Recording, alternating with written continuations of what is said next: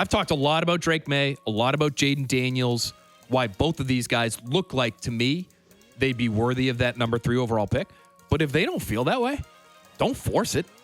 That's the last thing you should do. Just take a guy just to take a guy.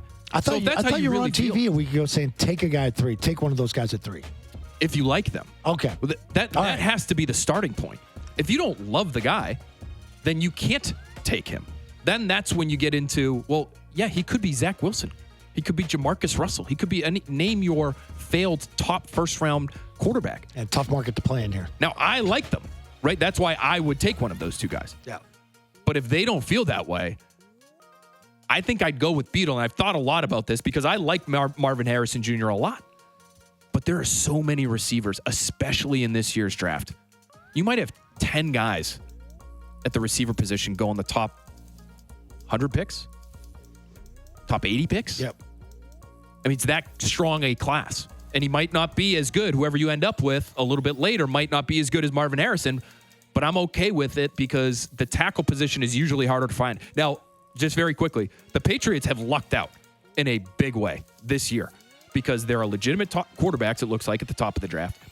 There are potentially 9 or 10 first/top of the second round tackles in this year's draft, which is almost unprecedented, if not unprecedented. I think the record for tackles taken in the first round is 7 or 8. Oh. They could break that this year.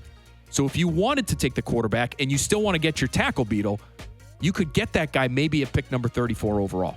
There's a bunch of them at the Senior Bowl this year because they're all vying for, they know after Alt and Fashanu, who are sort of the consensus top 2 guys, after that, you're vying for maybe being a top 10 pick. So if you have a great Senior Bowl, Tyler Guyton from Oklahoma, he looks like Tyron Smith from the Cowboys. I can't believe I'm going to watch the Senior Bowl this year. And you're going to watch it. And you're going to watch have to. I'm going to watch it again. The big guys. Yeah.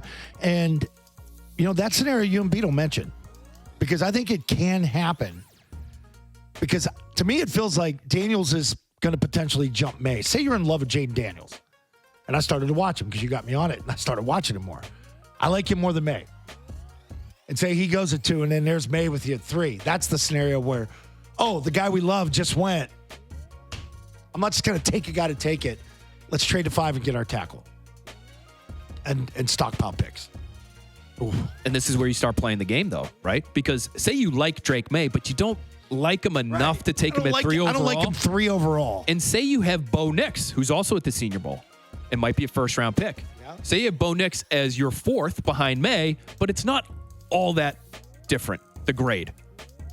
Maybe you trade back. You take your tackle. Maybe you've moved back to 7 or 9. Yeah. You take your tackle, and then you package whatever picks you picked up in that trade, and maybe you have to use your second rounder too, and you move back into the first round. And at 25 overall, you end up taking Bo Nix. Now you've got your tackle. You've got your quarterback. It's a deep receiver class. You're off and running.